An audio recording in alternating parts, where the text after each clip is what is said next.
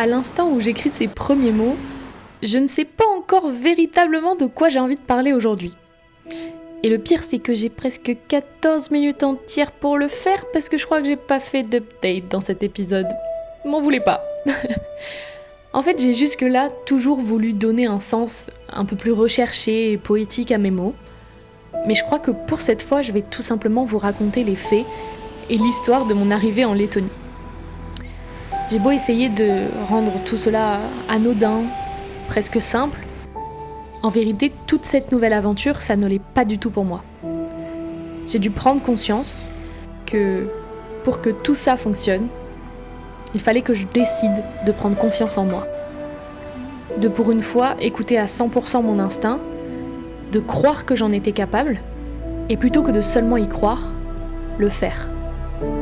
Alors, avec mes doutes, l'anticipation, les projections que je m'étais fabriquées, la montagne russe d'émotions à laquelle j'ai dû faire face, les hauts, les bas, puis peu à peu, avec l'apprivoisement d'un certain lâcher-prise, l'appréciation de sa propre compagnie et la découverte d'un nouvel environnement dans lequel j'allais évoluer pendant plusieurs mois. Bienvenue, je crois que vous êtes déjà arrivé sur le chemin de mes premiers pas en tant que volontaire européenne en Lettonie. Et maintenant, il ne vous reste qu'une seule chose à faire, c'est de suivre le guide. Bon, vous avez bien évidemment, et je l'espère, je vous surveille, déjà vu ma première semaine dans le vlog précédent, qui a été quelque peu chaotique et mine de rien déjà très formatrice pour moi, donc je vais pas revenir en détail là-dessus. Cependant, sur ces belles images de moi qui découvre avec grande joie un musée de Jelgava, mais même qui découvre beaucoup plus des rues, de la culture, je voulais tout de même vous dire quelques petites choses. Cette semaine en solitaire, que vous êtes en train de découvrir, m'a fait en fait énormément de bien. J'avais besoin de me retrouver dans le calme, je pense, pour pouvoir me recréer une bulle de sécurité et de sérénité. Et j'ai profité de cette semaine-là pour finir de m'installer, pour processer un peu tout ce qui s'était passé en si peu de temps, et bien évidemment pour découvrir un peu plus de cette nouvelle culture. Et mine de rien, je considère que c'est la première fois que j'habite véritablement dans une grande ville, donc tout est un peu nouveau pour moi. J'avais fait pas mal de recherches sur les lieux avant de venir, donc je savais un peu ce que je voulais visiter, et je vous conseille de faire ça si vous partez voyager. Évidemment, c'est super important de se renseigner un peu sur les points phares, les monuments phares qu'il faut visiter, mais je vous recommande également et surtout de juste vous balader dans les rues, de marcher, de vous perdre en fait, de suivre vos pas sans véritablement avoir un but, sans trop vous poser de questions. Et je trouve que c'est comme ça qu'on arrive à s'immerger complètement dans une nouvelle culture et dans un nouveau pays, et qu'on découvre les lieux les plus niches et les plus magnifiques, atypiques. Et puis, je pourrais parler de ce temps magnifique et de la beauté de l'automne, vous le voyez sur les images, pendant des heures. Je pense que je vais monter un peu la musique et je vais vous laisser avec quelques images avant de continuer mon blabla.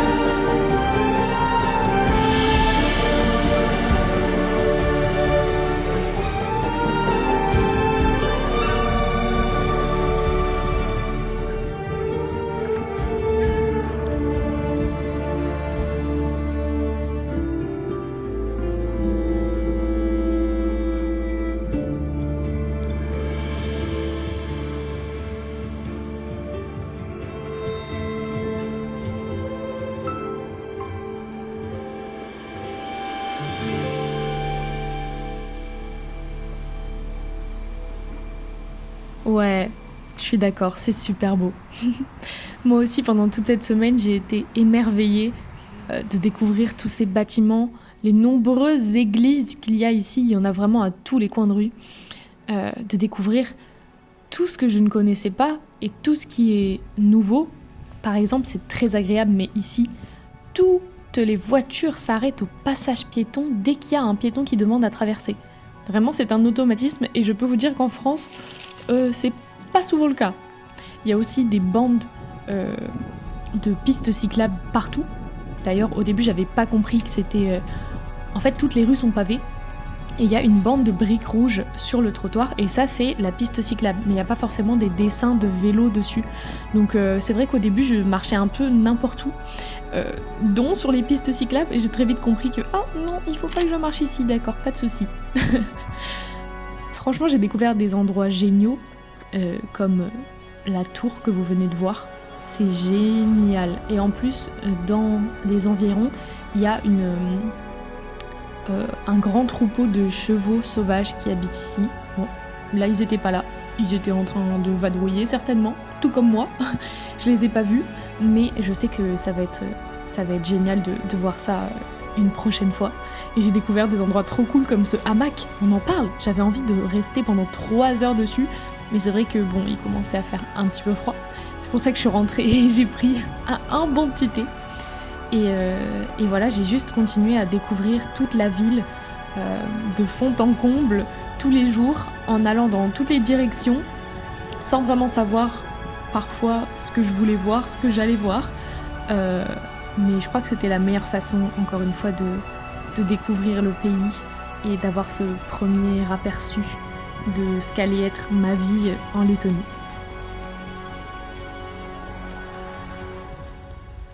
Bon, je sais que à la base j'avais dit que je voulais pas faire quelque chose de très poétique, etc. Mais déjà de un, je peux pas m'en empêcher.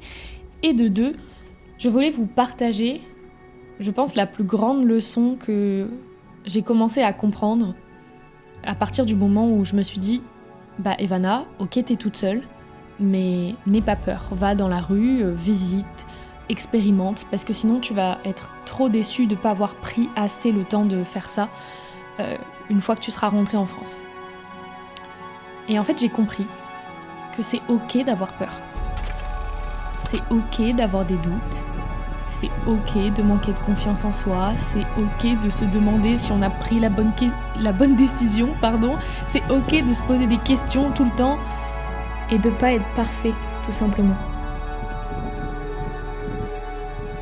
Je pense que la seule chose qu'il faut retenir, c'est que toutes ces pensées qu'on peut avoir, ces doutes, ces angoisses, elles sont valables.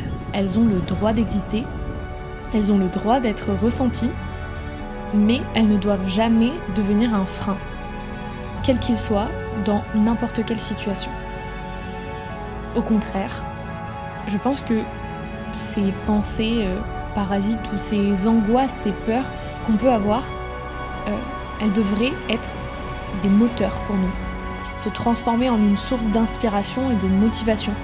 Il faut se dire, j'ai cette peur-là, alors je veux la dépasser, je veux me surpasser. Remettons les choses dans son contexte, sans rigoler. Est-ce que vous vous rendez clairement compte de ce que je suis en train de faire ? Parce que moi non. Je suis partie dans un pays étranger pour presque 1 an, toute seule, pour travailler, premier travail de ma vie, avec des gens qui ne parlent pas ma langue, qui maîtrisent de manière approximative l'anglais, qui ne connaissent pas ma culture, ni qui je suis véritablement, et en plus de ça, qui sont extrêmement timides. Et ça, je peux vous dire que moi qui pensais être mal à l'aise parfois socialement et du coup agir bizarrement, je suis très rassurée d'être ici parce que je peux vous garantir que les Lettons seront toujours pires que vous. Quoi qu'il arrive. J'ai vraiment remarqué que plus je me concentre sur le regard des gens, sur oh là là, là je croise quelqu'un, est-ce que je le regarde, est-ce que je dois marcher à droite, est-ce que je vais à gauche, à force d'avoir des pensées comme ça qui viennent me polluer le cerveau parce que j'ai peur de ce que les gens vont penser de moi, que ça soit consciemment ou inconsciemment, je me suis rendu compte que plus je me posais des questions et plus je commençais à paniquer et plus en fait ça me faisait agir bizarrement. Ce qui est en soi, je pense, une réponse logique. Donc, il est important, c'était une parenthèse, mais d'apprendre à se détacher au fur et à mesure du regard des gens, et j'y travaille, pour se sentir beaucoup plus à l'aise et juste vivre sa vie normalement sans se soucier des autres. Et pour ça, je pense que les laitons devraient en prendre de la graine parce que certains agissent tellement bizarrement que des fois je peux pas me retenir de rire. Voilà. Je reviens au concept de la peur. Parce que de base, c'est de ça qu'on parlait. Je pense que, bien sûr, être ici, ça me fait peur. De me lancer, d'être partie, d'avoir pris l'avion, de me dire ok vas-y c'est cette aventure, je la fais, je la vis jusqu'au bout. Et bien sûr ça m'a fait peur et encore aujourd'hui j'ai des angoisses qui restent et des doutes qui sont présents. Mais pourtant je suis là. J'ai réussi à partir, j'ai accepté les débuts difficiles, je suis sortie de ma petite grotte, j'ai visité, j'ai parlé avec des gens, j'ai appris. Et regardez, 1 mois après je suis là. Et je suis en train de vous réciter ces mots. Je suis là et j'ai beaucoup moins peur. Alors certes, je cherche encore trop à anticiper les choses, on est bien d'accord. J'imagine beaucoup trop ce qui pourrait se passer, que ce soit en bien comme en mal. Je me pose 1000 questions à la seconde, je doute. Mais l'air de rien, et sans m'en rendre compte, j'apprends énormément sur moi-même, sur le monde et sur les autres. C'est pour ça que j'ai voulu nommer cette série comme ça, parce que c'est vraiment le cœur de cette aventure. Et j'ai remarqué que je sens une pointe de sérénité commencer à s'installer en moi, et je crois qu'elle se sent bien au creux de mon cœur, et je crois que j'aime bien qu'elle soit là. Tout ça pour vous dire qu'en fait la peur, elle est importante dans notre vie. Il ne faut pas forcément la repousser. En revanche, ne la nourrissez pas. Au contraire, transformez-la en quelque chose de nutritif et osez tirer votre force de vos angoisses. C'est en faisant ça que vous allez prendre conscience de votre courage. Parce que oui, vous êtes courageux. On l'est tous à notre manière. Et même en affrontant, vous voyez, des galères d'imprimante, on montre notre courage parce qu'au final, j'ai réussi à les imprimer, ces affiches. Alors franchement, juste, je vous jure, le plus important, c'est de s'écouter. On ne devrait pas avoir à se forcer pour écouter nos véritables désirs, pour décider de suivre nos rêves, pour nous prendre en main, pour acheter une voiture Barbie, ou pour forger l'avenir dans lequel nous serons heureux, maintenant et plus tard. Je vous aime. Bisous.